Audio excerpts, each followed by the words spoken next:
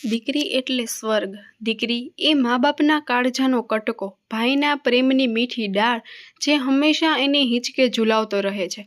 દીકરી એટલે ત્યાગ અને સમર્પણની સાક્ષાત આબેહૂબ મૂર્તિ. જ્યારે દીકરી જન્મ થાય છે ત્યારે જ વિધાતા તેના પિતાથી એક વચન માંગતા હોય છે અને કહે છે કે મેં તને આ પૃથ્વી પર સ્વર્ગનું સુખ આપ્યું છે, પરંતુ મને એક વચન આપવાનું છે કે તારે એક વિશ આ બાળકીને બીજાને ઘરે વિદાય કરવાની છે. ત્યારે પિતાએ કહ્યું, જો જોઈએ તો મારો લો જીવ લઈ, પણ મારા કાળજાના કટકાને મારાથી અળગો ના કરો. ત્યારબાદ વિધાતાએ કહ્યું, કંઈક મેળવવા માટે કંઈક ગુમાવવું પડે છે. એ તો કુદરતનો નિયમ છે. અને દીકરી એ તો પારકી થાપણ, આજે નહીં તો કાલે એના અન્ના પાણી જ્યાં લખ્યા હશે તે ઘર મળી જ જશે. અને એ વખતે દીકરીને હોશે હોશે પરિવારની દરેક વ્યક્તિ દીકરીને લગ્નના મંડપમાં પધારવા માટેની તૈયારીમાં લાગેલી હોય છે. અને જ્યારે વિદાયની ઘડી આવે છે ત્યારે આખા પરિવારની કોઈ એક વ્યક્તિ એવી નહીં હોય કે જે આ દુઃખમાં સામેલ ના થઈ હોય. દીકરી જન્મે છે ક્યાં અને તેનું મૃત્યુ ક્યાં થાય છે તે તેને પોતાને જ ખબર નથી હોતી. જે ઘરમાં તે જન્મી, મોટી થઈ, ભણી ગણી ને પગભર બની, તે જ ઘરને છોડવાની, પોતાના મા બાપને છોડીને બીજાના મા બાપને પોતાના કરીને અપનાવવાના, આ બધું દીકરી સિવાય બીજું કોઈ જ આ જગતમાં ના કરી શકે. દીકરી એ તો દયાનો વહેતો સાગર છે, તેમાં ગમે તે નદી ભળી જાય છે. દીકરી તારા સૌભાગ્યનું સિંદૂર આજે ઘોડી છે. વિધાતાને તે શોધી લાવ્યો છું. કાળજા કેરા કટકાને વેગળી નથી કરી ક્યારેય. નાની હતી ત્યારે ખૂબ જ જીદ કરતી. હવે તું બહુ સમજદાર થઈ ગઈ છે. તેની મને આજે ખબર પડી. તારી વિદાયની આ વેળા હૈયું કંપાવી જાય છે. શા માટે ભગવાને આ રિવાજ બનાવ્યો?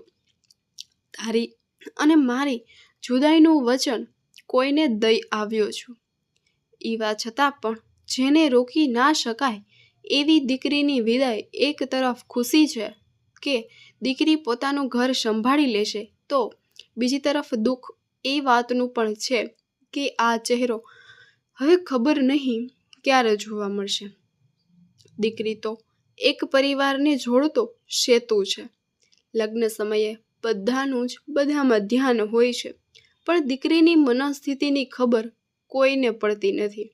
કંકોત્રીમાં પોતાના નામ પછીના કૌંસમાં લખેલું નામ કદાચ છેલ્લી જ વાર પોતાની આઈડેન્ટિટી બતાવી રહ્યું છે. હવે તો નામની પાછળ બદલાતું નામ અને બદલાતી અટક સાથે જ વાતાવરણ પણ બદલવાનું છે.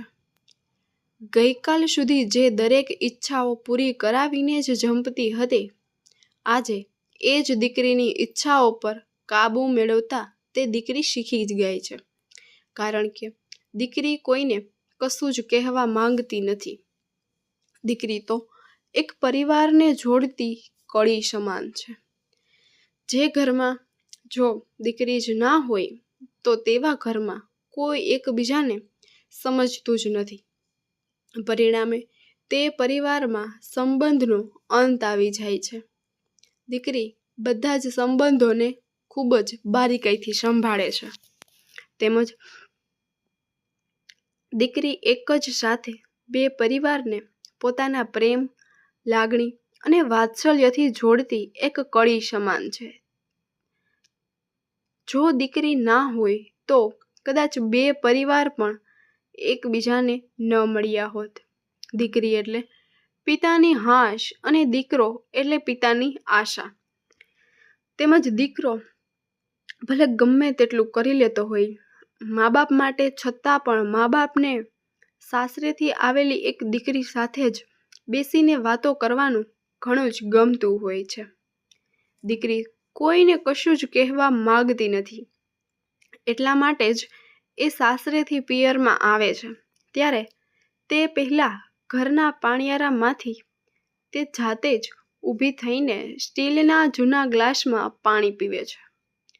હજુ પણ એને ઘરના કોક ખૂણેથી એનું બાળપણ તો મળી જ આવે છે. હજુ પણ એને પપ્પાની આંગળી ઝાલીને ફરવાનું મન થતું હોય છે. સીડી પ્લેયરના મોટા અવાજમાં હિંચકા ખાવાનું મન એને આજે પણ થાય છે. પણ હવે એ દીકરીની સાથે સાથે તે પત્ની પણ બની છે. ગઈકાલ સુધી તે દીકરીની જે ઈચ્છાઓ પૂરી કરાવીને જ જમતી હતી, આજે એ જ દીકરી પોતાની ઈચ્છા પર કાબૂ મેળવતા શીખી ગઈ છે. કારણ કે દીકરી કોઈને કશું કહેવા માંગતી નથી. તે સુકાઈ ગયેલા આંસુનું માપ લીટરમાં નથી નીકળતું. તેમજ એક પિતા પાસેથી એ નાની નાની હથેળીઓ પર હાથ મૂકીને નસીબ અજમાવવાના દિવસો છું થઈ ગયા છે. પોતાના જ ઘરમાં એક મહેમાન બનીને આવવાનું જેટલું દીકરી માટે અઘરું છે, એટલું જ મહેમાન બનીને આવતી દીકરીને પોતાની સગી આંખોએ જોવાનું પણ અઘરું છે. એક દીકરો ખૂબ થાકીને જ્યારે ઘરે આવ્યો હશે અને તે ગમે તેટલો મોટો હશે, પણ એનો બાપ એને અડધી રાત્રે ઉઠાડીને કામે મોકલશે, એ જ આશ્રયથી કે દીકરો તો કાલે ફરીથી નિરાતે ઊંઘી જશે. પણ એક દીકરી અડધી રાત્રે ઊંઘતી હશે તો પિતા એને ઉઠાડવાની હિંમત નહીં કરે. કદાચ આ ઊંઘ ફરી ક્યારેય ન આવે તો દીકરો પરણાવતી વખતે બાપ હોય એના કરતાં વધારે જુવાન બની જાય છે. પણ દીકરીને પરણાવતી વખતે એ અચાનક જ ઘરડો બનવા લાગે છે કે લાગવા માંડે છે. એ અચાનક જ ઘરડો બનવા લાગે છે કે લાગવા માંડે છે. દીકરીનું લગ્ન એટલે નદીને પાનેતર પહેરાવવાની ક્ષણો.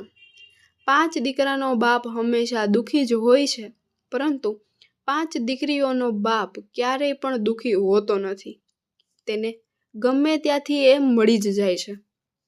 દીકરીને આપવા માટે કહેવાય છે કે જો રાવણની એક દીકરી હોત તો એને સીતાનું હરણ ના કર્યું હોત, અને જો દશરથનો એક દીકરી હોત તો તેમનું પુત્ર વિયોગમાં મૃત્યુ પણ ના થયું હોત.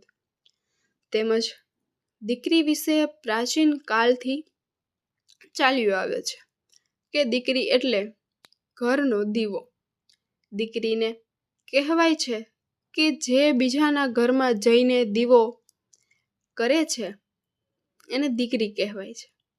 દીકરીને સાસરીએ જ્યારે વળાવવામાં આવે છે ત્યારે તે 5 ઘરમાં પોતાના હાથના થાપા મારીને જાય છે.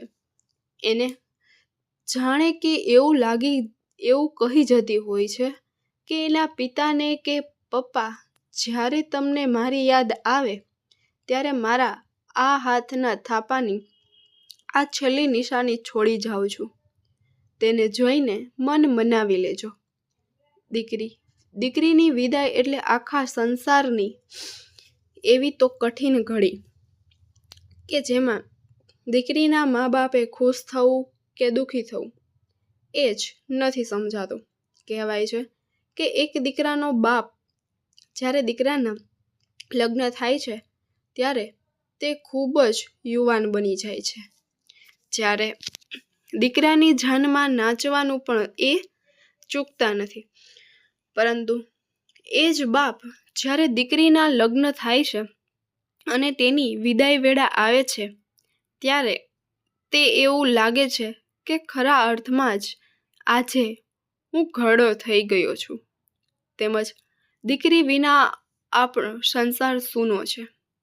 દીકરી વિનાનું એક ઘર સ્મશાન જેવું લાગે છે. દીકરી એવી વ્યક્તિ છે કે જે બધાને દુઃખમાં પણ હિંમત આપી શકે છે.